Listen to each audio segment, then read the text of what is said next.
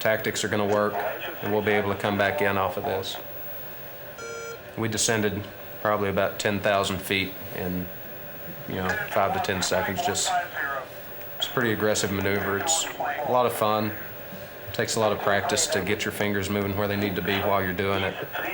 We're trying to maintain that same formation while we're maneuvering the jet 5 or 6 Gs, trying to get our radar looking in the right piece of sky so that we come back to get these guys. Hopefully our sensors pick them up before our eyeballs have the ability. You can't kill somebody you don't see, and if your sensors don't pick them up, then you need the eyeball to do it. 150. We had good missiles into this group. We were feeling pretty offensive. We were on our timelines, and things were going along pretty good. We could have done a better job cleaning up this merge, but we had high confidence in our lethality going in, so we decided to flow on to the next group here. And there's another group about 20 miles away that GCI has told us about, so we're flowing in their direction. The southern group is tactical 19021, 21,000 hot, 2 ship. 222, Situational awareness. It's your overall sense of what's going on. So if you have high SA, you pretty much have that picture we talked about earlier in your head. If you have low SA, you can be what we call tumbleweed, where you're the tumbleweed blowing in the dust, where you don't see anybody, you're not talking to anybody. I'm a little tumbleweed here, and you're helping me out by making calls. He's engaged with a couple of F4s here. I'm trying to regain sight of him, and his engaged communications are allowing me to get my head back where it needs to be to see him and pull back in with him.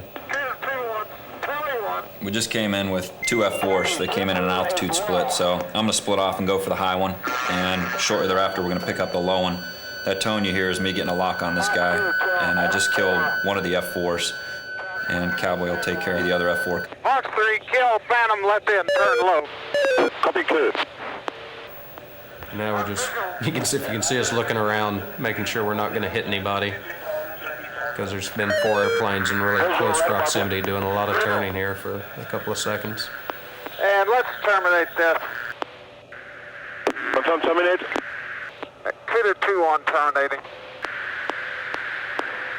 2-2 terminating. Monitor copy terminate.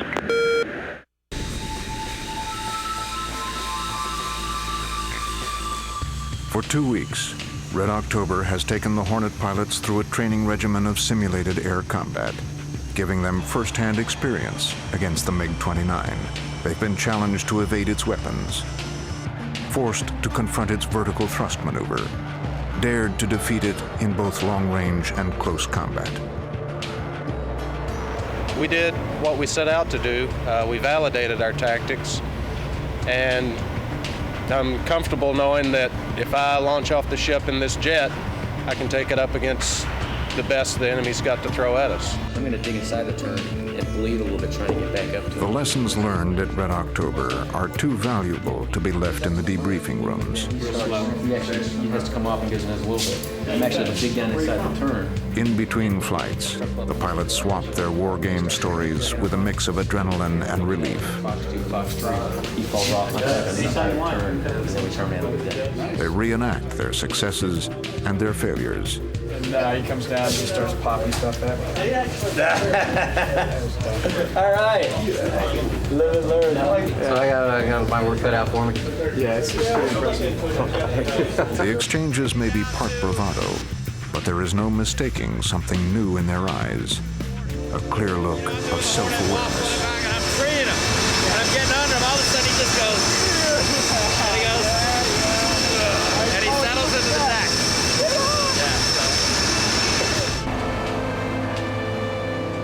For the German pilots, this exercise may be over, but their role continues.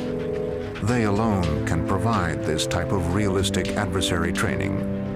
They are sharing their wisdom. Those switches up here. Up. And press start.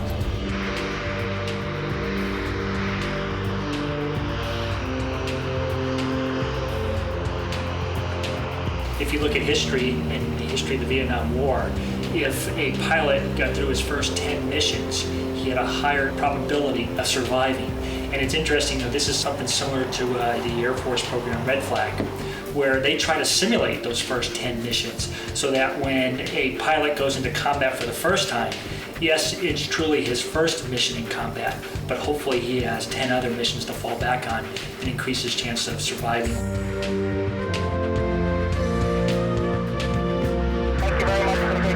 By flying in Red October, the American pilots have passed a critical entrance exam for survival, should they ever have to face a MiG-29 when the air combat is real.